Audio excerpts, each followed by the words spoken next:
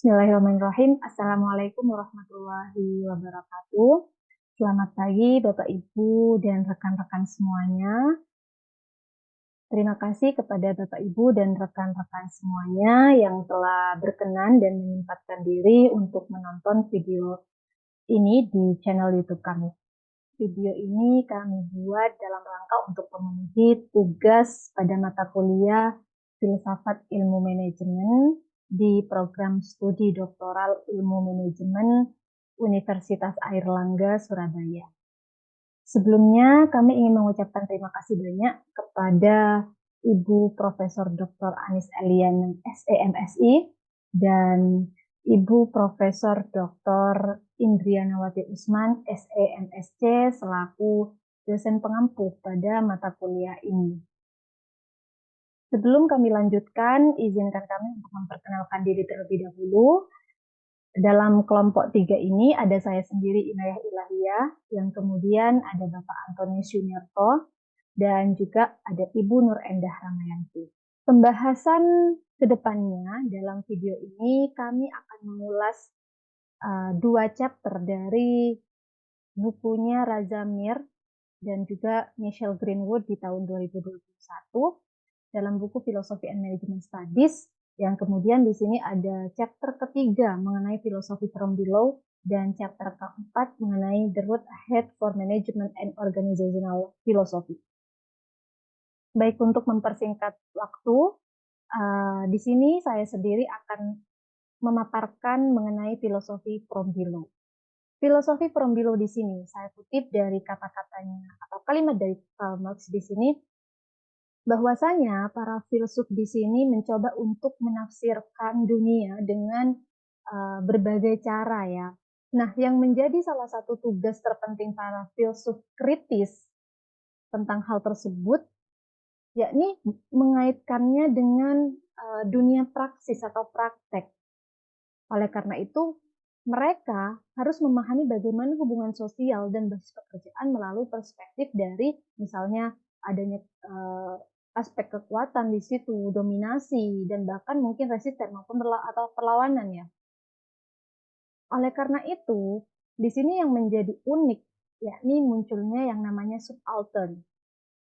Filosofi organisasi ini memiliki banyak sudut pandang mengenai subaltern.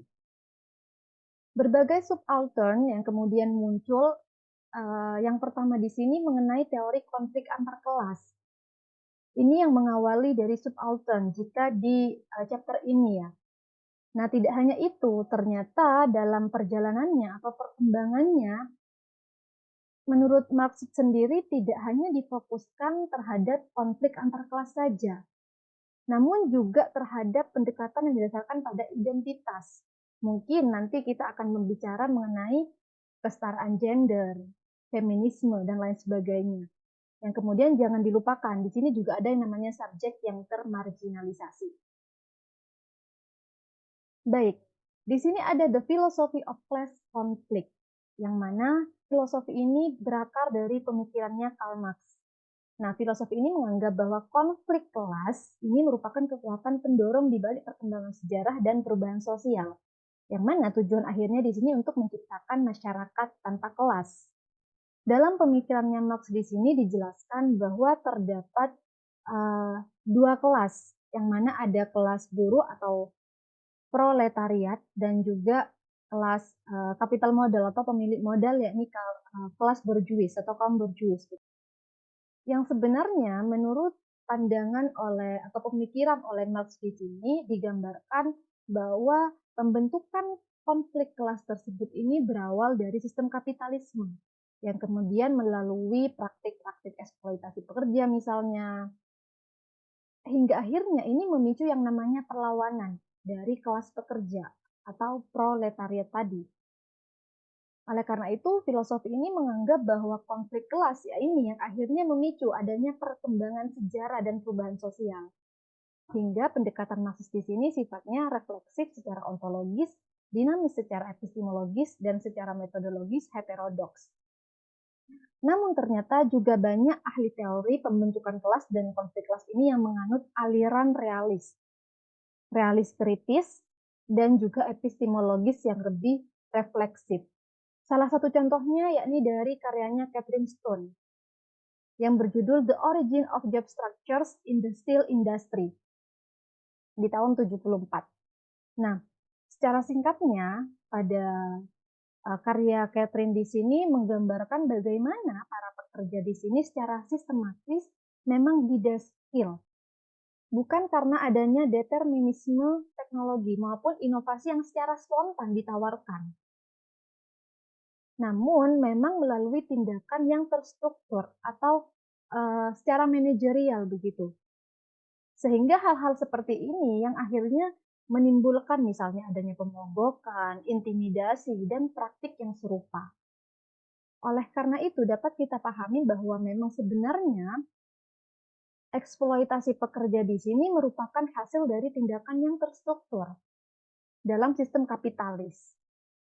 Sehingga para filsuf di sini, khususnya filsuf organisasi di sini memahami adanya elemen-elemen organisasi yang secara praktik dialektika hingga akhirnya membawa ide-ide materialisme historis Marx di sini ke dalam ranah organisasi.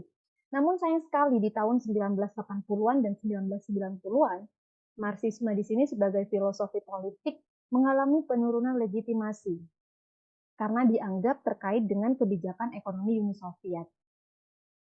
Runtuhnya tembok Berlin dan bubarnya Uni Soviet di sini menjadi salah satu penanda runtuhnya Marxisme di mata pendukungnya. Namun ternyata di tahun 2008 setelah krisis keuangan, gagasan Marxisme di sini bangkit kembali hingga akhirnya diklaim menjadi teori pemikiran terbaik yang muncul untuk menganalisis krisis kapitalisme dan memberikan respon secara potensial terhadap krisis tersebut. Subaltern berikutnya yakni mengenai feminisme atau changing the subject, the case of feminist philosophy. Terkait dengan kesetaraan gender yang merupakan isu lama bahkan ini sama tuanya dengan pemikiran politis. Namun ternyata ironisnya dalam hal ini terminologi akan feminisme di sini jika kita bahasakan itu memiliki makna atau dikreditkan dengan seorang laki-laki. Yang mana dalam hal ini dikatakan bahwa pria maupun laki-laki di sini lebih diuntungkan. Teori feminisme di sini lahir di pertengahan abad ke-19 yang dibawa oleh filsuf asal Prancis Charles Fourier yang diyakini menciptakan istilah feminisme yang justru dikreditkan kepada seorang pria atau laki-laki. Yang kemudian di abad ke-20 pada gelombang kedua ada satu kutipan dari Beaufort yang mengatakan bahwa seseorang tidak dilahirkan melainkan ia menjadi perempuan. Nah, filsafat feminis di sini mengkritik representasi perempuan yang dianggap kurang ya dalam tanda kutip dibandingkan dengan posisi laki-laki yang dianggap sebagai referensi standar yang seringkali laki-laki di sini menjadi referensi dalam filosofi tradisional. Hal ini yang menjadi salah satu isu kita bersama, yakni bahwasanya dalam konteks dari ilmu organisasi ya, pembicaraan misalnya terkait dengan kepemimpinan, inovasi, strategi, ini haruslah bebas dari yang namanya isu gender. Karena dalam hal ini kondisi perempuan itu masih terus berjuang untuk mendapatkan kesetaraan di dunia kerja. Kalau kita sebut dengan women in management. Kemudian di sini ada post-coloniality as a case of critical constructivism. Kita berbicara mengenai kolonialisme, yang sebenarnya ini bagian dari eksploitasi yang disampaikan oleh Lord Thomas lebih dari 200 tahun yang lalu, yang mana merujuk pada penjajahan Inggris di India yang mengarah agar pemerintah Inggris memiliki manner dengan penciptaan British Educational Policy in India. Ternyata hal ini memberikan dampak yang cukup signifikan terhadap sistem pendidikan yang ada di India, hingga menjadikan masyarakat India itu misalnya lebih governable, understandable, ya. Lalu kemudian hingga akhirnya ini menciptakan yang namanya class of person Indian in blood and color but English in taste. Yang artinya bahwa orang-orang India ini mereka anggap oke lah boleh kita berbeda darah dan juga warna tetapi harus tetap merasa bahwa dirinya adalah orang Inggris begitu. Lalu Lahirlah yang namanya teori postkolonial yang mengkritik dan membangun kembali pemahaman kita tentang sejarah, kekuasaan, identitas, di mana ada konteks bekas jajahan koloni ya yang dihubungkan ke dunia barat dalam hal ini. Nah, teori postkolonial di sini dia ingin berusaha untuk mengembalikan martabat yang sebenarnya sebagai warga atau masyarakat India begitu. Nah, Edward Said dalam bukunya Orientalism di tahun 1978 ini merupakan penanda ya adanya momen kritis bagi studi postkolonial, di mana sebenarnya teori postkolonial ini sangat dipengaruhi oleh berbagai bentuk Marxisme yang berfokus pada teorisasi periode kemerdekaan postkolonial sebagai era neokolonialisme dengan menantang asumsi Eurosentris ya yang tadi itu terkait dengan kebarat-baratan dalam teori dan praktik manajemen global. Postkolonialis di sini muncul ke dalam teori manajemen pada akhir 1990-an. Nah, sebagai tindak lanjutnya, di sini ada beberapa kajian pasca kolonial. Kalau yang tadi ada kolonialisme, postkolonial, di sini dilanjutkan dengan era pasca kolonial. Ada banyak beberapa disiplin ilmu yang muncul, seperti halnya antropologi oleh Clifford, lalu juga ada ekonomi di tahun 2004, lalu juga ada psikologi di tahun 2005, dan di tahun 2007, Bambra ada sosiologi. Nah, selain itu, di tahun 1994 sebenarnya Prasad di sini menulis artikel dan mempublikasikan artikel pertamanya di salah satu jurnal yang mengulas mengenai teori manajemen secara eksplisit menggunakan teori pasca kolonial di ranah studi organisasi. Nah, dalam 2 dekade ini, analisis pasca kolonial terus mengalami perluasan yang signifikan dalam bidang studi organisasi. Kemudian di sini ada orientalism. Orientalisme ini dijelaskan sebagai konsep kunci dalam teori postkolonial yang diperkenalkan oleh Edward Said di tahun 1978. Sebenarnya orientalisme di sini merupakan kritik dan juga cara pandang dalam representasi Barat terhadap Timur. Edward di sini menggambarkan bahwa orientalisme di sini sebagai praktik kekuasaan dan dominasi yang didasarkan oleh distingsi antara Orient yang dipandang sebagai eksotis, primitif, irasional, dengan Oksiden yang dipandang sebagai rasional, maju, superior, dan lain sebagainya.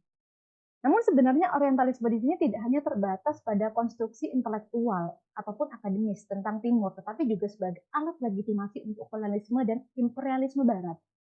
Nah, namun ternyata hal ini memberikan dampak yang berkelanjutan ya dari orientalisme dalam konteks kontemporer, termasuk bagaimana cara pandang Barat terhadap imigran dari Timur dan bagaimana wacana orientalis masih mempengaruhi persepsi dan kebijakan global. Nah, analisis orientalisme di sini dalam teori manajemen mengikuti 2 lintasan utama. Yang pertama di sini mengeksplorasi fondasi ideologis dari praktik teori organisasi yang tampak modern dan progresif, namun sebenarnya masih ada unsur diskriminatif, eksklusioner, dan rasialis. Kemudian pada lintasan yang kedua, di sini menyoroti berbagai bentuk perlawanan yang diartikulasikan atau dipraktekkan oleh subjek imperialisme itu sendiri yang demikian berusaha untuk mengembalikan martabat mereka. Kemudian di sini ada hybridity. Konsep hybridity di sini diperkenalkan oleh Baba yang diikuti oleh Stuart Hall dan Lestro, yang merupakan konsep yang dikaitkan dengan sebuah negara yang tidak memiliki budaya yang dibawa oleh pengalaman penjajahnya. Nah, Baba di sini menunjukkan bagaimana negara yang dijajah dengan menghasilkan hibriditas sehingga memberikan ruang kepada para penjajah, dan bagaimana hibriditas ini memberikan menghasilkan kecemasan ya dengan adanya misalnya perlakuan mimikri atau peniruan dengan bentuk memperlakukan misalnya adanya kekuasaan kolonial ya dengan sentuhan natif di dalamnya. Hibriditas di sini ternyata sangat erat kaitannya dengan isu seperti ras, nasionalisme, dan kelas yang diwariskan oleh para penjajah kepada koloninya. Kemudian di sini ada strategic essentialism. Tepatnya di tahun 1988, ada sebuah artikel kontroversial yang disampaikan oleh Gayatri dengan judul Can the Subaltern Speak? Ini merupakan sebuah kritik ya pengetahuan oleh Eropa kepada seluruh dunia yang secara khusus untuk memperkenalkan istilah Eurocentrism, yang menjadikan ide Barat ini sebagai tujuan dan prinsip universalitas. Kontribusi dari Gayatri di sini mengenalkan esensialisme di sini untuk mengurangi realitas keberagaman dan ketidaksetaraan kepada beberapa esensi kebenaran. Karena hal ini menjadi sesuatu yang dianggap berbahaya dari sisi progresif dan kebebasan berpolitik jika dalam lingkungan politik. Atensi yang berlebihan terhadap perbedaan akan mendasari pergerakan politik dari berbagai kalangan, seperti misalnya kaum perempuan sebagai pihak yang menentang adanya status quo. Strategi esensialisme di sini dapat digunakan oleh subaltern sebagai strategi yang dapat dipahami sebagai keterbatasan skup yang diberikan dari akan adanya bahaya permanen dalam esensialitas. Yang kemudian untuk pemaparan berikutnya akan disampaikan oleh Ibu Endah. Baik, terima kasih Mbak Inayah. Selanjutnya saya akan coba melanjutkan penjelasan yang sangat apik dari Mbak Inayah terkait Neo-Gramscian Philosophy Subaltern Studies. Tadi sebelumnya Mbak Inayah juga sudah menjelaskan kenapa subaltern ini sendiri menjadi fenomenal ya, banyak sekali berupa buku-buku yang sudah ditulis terkait dengan subaltern. Namun sebelum itu kita harus menyamakan pemahaman kita dulu, Bapak Ibu dan rekan-rekan sekalian, apa itu neo-Gramscianisme. Jadi neo-Gramscianisme ini adalah suatu pendekatan ya pada teori atau analisis kritis terhadap studi terkait dengan hubungan internasional dan ekonomi politik global yang mencoba mengeksplorasi antara ide, institusi, dan kemampuan material yang akan membentuk kontur spesifik suatu pembentukan negara. Sedangkan subaltern itu sendiri ada di dalam teori kritis dan pasca kolonialisme. Ini mengacu pada penduduk yang secara sosial, politis, dan geografis berada di luar struktur kekuasaan hegemoni koloni dan tanah air kolonial.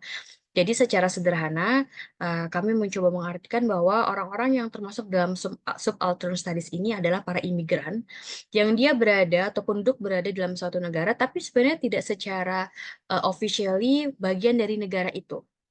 Tapi orang-orang ini bekerja, hidup, berbaur, dan asimilasi budaya juga dengan penduduk setempat. Ya, nanti kita akan membahas ini di slide berikutnya. Baik, studi subaltern sendiri banyak sekali buku-buku yang mengkaji tentang subaltern ya, yang ditulis oleh para sejarawan yang berasal dari India dan Inggris, yang tujuannya ingin mengoreksi sifat-sifat elitis dalam historiografi kolonial dengan memulihkan keagenan pada subjek imperialism. Ya, karya-karya ini banyak sekali. Contohnya Weapons of the Weak karya James G. Scott, Marxism dan literatur karya Raymond Williams, dan kritik dari Gian Prakas terhadap metode ilmiah Barat. Intinya, studi pada subaltern ini ingin mengkritisi bagaimana tindakan-tindakan kolonialisme dari negara-negara yang berkuasa terhadap negara yang dijajahnya. Seperti itu, sehingga para sejarawan ini ingin membuat suatu pergerakan atau pemberontakan bahwa sudah saatnya para penduduk ini atau negara ini bisa memerdekakan diri mereka sendiri dan apa sih hak-hak atau yang harus mereka dapatkan atau kewajiban dari negara-negara tersebut terhadap para penduduk yang masuk dalam kategori subaltern. Nah, ada satu buku dari Cakrabarty, ini adalah salah satu buku yang terkenal. Di sini dia mencoba menuliskan kembali bagaimana kelas pekerja mengeksplorasi secara sejarah pekerja pabrik rami di Kalkuta selama pergantian abad ke-20. Nah, buku ini juga menggunakan historiografi dari Marxis, menggunakan analisis hermeneutik dengan perspektif Gramscian dan metode dokumenter untuk mengungkap bagaimana kapitalisme ini ternyata mendominasi hubungan prakapitalis.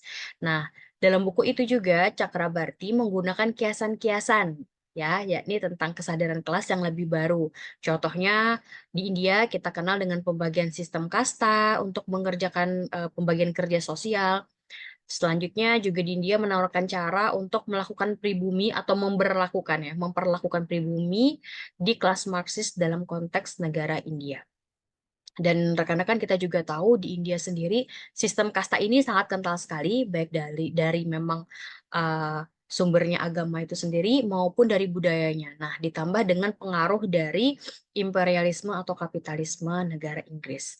Nah, kerangka studi subaltern dalam studi pemasaran dan organisasi juga ternyata berpengaruh ya. Yang pertama, mengkritik persamaan kebebasan kapitalisme global dengan penggunaan atau daya konsumsi. Kedua, penggunaan grafik resistensi konsumen subaltern. Ketiga, kerangka studi subaltern ini sendiri ternyata banyak sekali digunakan dalam akuntansi sebagai bahasa tandingan emansipasi dan perlawanan.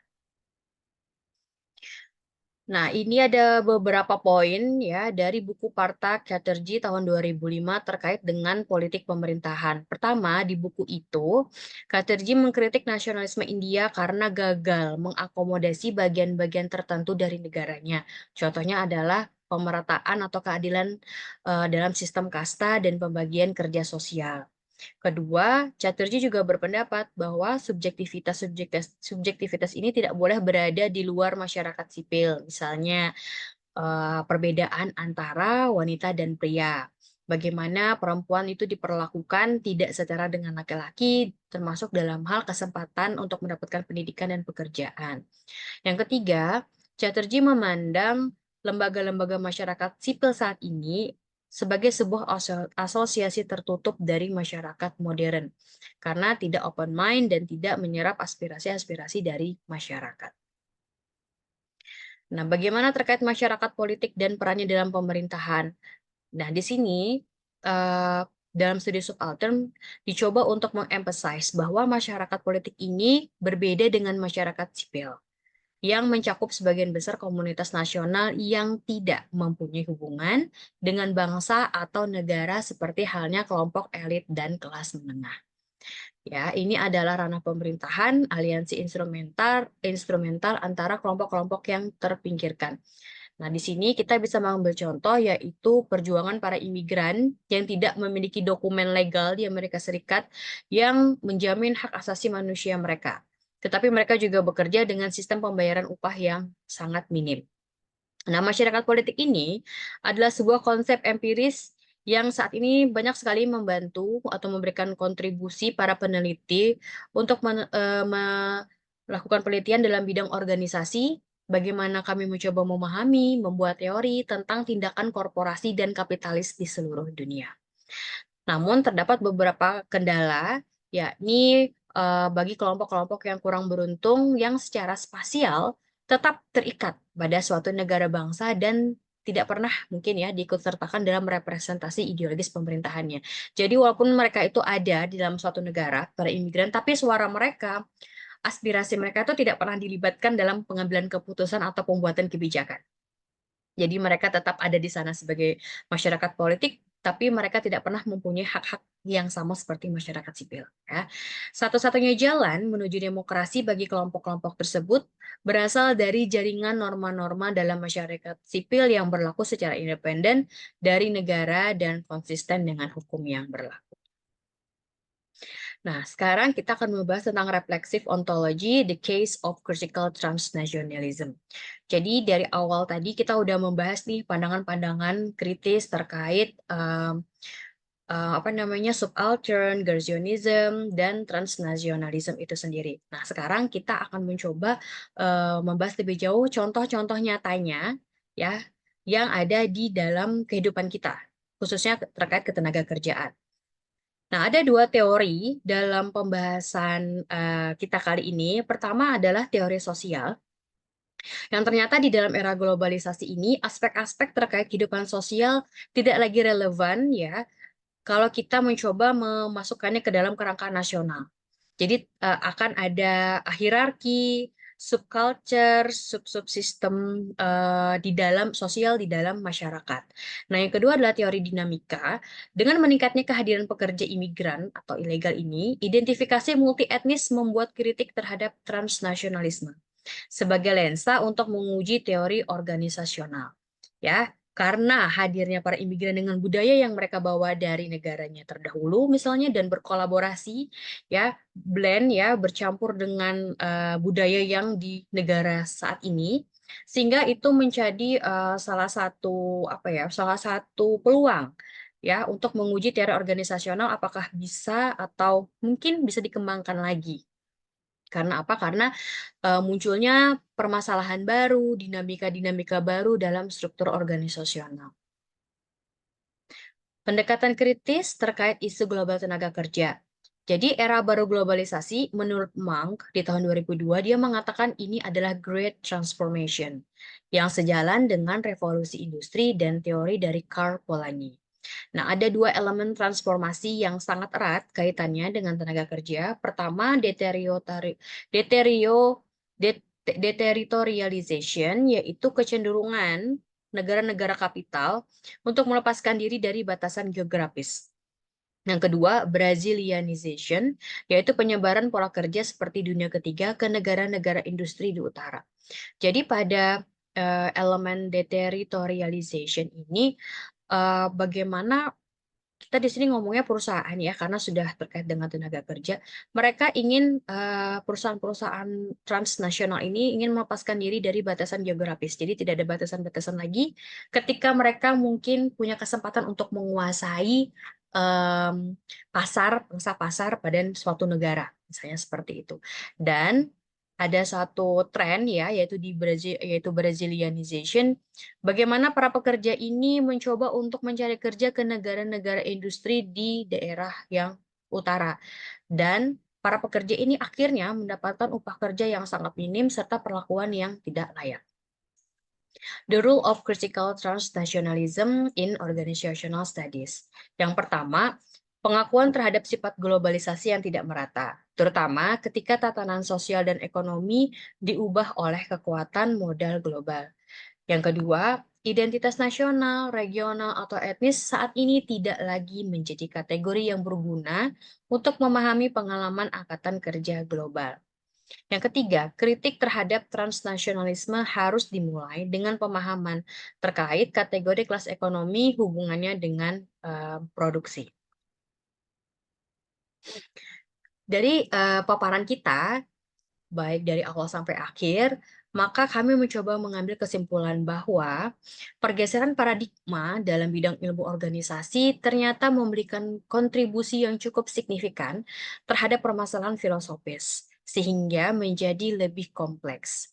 Nah, dalam bab ini, kita mencoba menawarkan narasi terkait perspektif filosofis, khususnya analisis kritik terhadap isu equality atau ketidaksetaraan, eksploitasi perempuan dan anak-anak, sehingga kami membuat beberapa catatan. Pertama, kepentingan lapisan atas suatu perusahaan yang berasal dari masyarakat harusnya sama dengan kepentingan perusahaan atau masyarakat sebagai suatu unit. Kedua, analisis feminis. Bagaimana kita mencoba menghilangkan referensi utama laki-laki sehingga subjektivitas perempuan diberikan otonomi dan kesetaraan. Ketiga, subjek kolonial atau pasca kolonial. Bagaimana pengaruh kolonialisme secara ekonomi dan epicentrik ini menata subjektivitas dengan cara yang tidak lagi bersifat turunan. Artinya, harusnya pengaruh ini tidak terjadi secara turun-temurun dari generasi ke generasi, tapi bisa kita hentikan, gitu. Nah, yang selanjutnya adalah dalam praktik budaya. Divisualisasikan sebagai negara yang otonom, tidak terikat pada basis ekonomi global. Nah, bagaimana dengan masyarakat politik, yaitu para pekerja yang berada di luar perlindungan ya, karena mereka ini adalah pekerja ilegal, mereka bisa menemukan lembaga politik untuk diri mereka sendiri melalui tindakan kolektifnya. Ini mungkin bagaimana peranan organisasi-organisasi dunia, misalnya ILO, untuk merangkul para pekerja imigran ini supaya mereka memiliki lembaga-lembaga politik untuk melindungi hak-hak dan kewajiban mereka serta keselamatan mereka. Selanjutnya ada subjek transnasional, yaitu orang-orang yang dianiaya karena identitas agama dan etnis. Ini termasuk para pengungsi, imigran ekonomi, dan cara mereka memulihkan martabat diri mereka sendiri di dunia. Di sini mungkin salah satu isu yang paling cukup fenomenal, yaitu bagaimana negara-negara di Middle East, ya, khususnya terkait perang yang terjadi saat ini antara Israel dan Palestina itu membuat banyak sekali masyarakat-masyarakat atau penduduk Palestina itu pindah ke negara lain. Nah, ini akan menjadi apa ya? Peluang mereka-mereka ini menjadi subaltern, di mana mereka akhirnya akan menjadi pekerja-pekerja imigran dan diberikan biaya yang sangat minim, upah yang tidak sesuai, serta keselamatan diri mereka. Begitu pula dengan kaum perempuan dan anak-anak yang akan dieksploitasi tenaga dan pikiran serta, mohon maaf, tubuh mereka karena mereka keluar dari negaranya. Baik, selanjutnya kami akan juga membahas Chapter 4, The Road Ahead for Management and Organizational Philosophy. Chapter 4 ini adalah lanjutan dari Chapter 1, yaitu Everyone is a Philosopher, Chapter 2, Interrogating Concept, Chapter 3, Philosophy from Below. Nah, dari Chapter 1, 2, dan 3, ini sangat erat kaitannya dengan chapter 4. Bagaimana kita sebagai seorang manusia adalah ternyata seorang filsafat. Yang kedua, bagaimana kita manusia mencoba mencari penjelasan terkait suatu konsep, dan bagaimana kita memahami filosofi dari bawah, bagaimana kita mempertajam critical thinking kita terkait kejadian-kejadian atau fenomena-fenomena di kehidupan kita. Kenapa? Karena pertama, kita hidup antara filosofi dan ilmu sosial. Kedua, kita tidak bisa melepaskan adanya konfrontasi politik dalam kehidupan kita, karena kita adalah suatu masyarakat pada suatu negara yang memiliki sistem pemerintahan. Tentu saja kita akan terus berada pada dinamika politik. Dan yang selanjutnya adalah filosofi adalah tentang mengambil tindakan. Nah, apa yang ingin rekan-rekan atau Bapak Ibu ambil? Apa yang ingin Bapak Ibu ikuti? Disitulah filosofi itu akan berbicara bagaimana preferensi atau teori-teori, pengalaman-pengalaman yang Bapak Ibu serta rekan-rekan miliki akan saling mencari pemahaman. Nah, disinilah nanti analisis kritis dari Bapak Ibu serta rekan-rekan muncul, berasal dari pemikiran, pengetahuan, serta teori-teori dan pengalaman yang Bapak Ibu miliki. Sehingga dikatakan bahwa ketika seseorang memiliki perspektif kritis, itu mungkin saja dan pasti akan berbeda satu dengan yang lainnya. Karena kita memiliki preferensi serta pengalaman yang berbeda-beda. Dari chapter 4, kami mengambil beberapa poin. Yang pertama, filsafat dalam manajemen itu adalah membiasakan diri dengan ide-ide baru dan mempertimbangkan juga cara-cara khusus. Ya, tidak hanya selalu memecahkan masalah dengan cara yang itu-itu saja, tapi kita bisa melihat bagaimana perkembangan lingkungan sekitar kita, dinamika perpolitikannya misalnya, dan itu dikaitkan dengan bidang manajemen dan organisasi. Kedua, filsafat dapat membantu dalam dunia organisasi. Tadi sudah dikatakan di pembuka oleh Mbak Inayah bahwa ternyata banyak sekali pemikiran-pemikiran kritis ya dari para filsuf ini yang membantu kita untuk mengembangkan another ways ya atau cara-cara lain nih dalam memecahkan masalah. Ketiga, ilmu manajemen adalah suatu disiplin ilmu dan pola pikir dengan menyediakan banyak sekali jalan untuk analisis filosofis. Kenapa? Karena ilmu manajemen ini terus berkembang dan juga memiliki sifat yang fleksibel. Ya, bagaimana perubahan-perubahan yang terjadi di dunia ini bisa diadopsi di ilmu manajemen, dan ternyata ini juga menyediakan jembatan bagi filsafat atau filosofer untuk menganalisisnya melalui analisis kritis. Nah, yang terakhir, spiritualitas dan agama tetap menjadi komponen penting dalam kehidupan organisasi. Itu saja dari kami. Terima kasih, saya kembalikan kepada Mbak Inayah Ilahiyah. Baik, terima kasih Bu Enda telah menyampaikan penjelasan dari lanjutan tadi chapter 3 dan juga chapter 4. Dan Bapak Ibu rekan-rekan semuanya, demikian yang dapat kami sampaikan terkait dengan topik kami pada kesempatan kali ini. Kiranya ada hal-hal yang keliru dan kurang berkenan, kami mohon maaf sebesar-besarnya. Semoga pembahasan ini bermanfaat bagi Bapak Ibu dan rekan-rekan semua. Sampai jumpa di video-video kami selanjutnya. Terima kasih. Wassalamualaikum warahmatullahi wabarakatuh.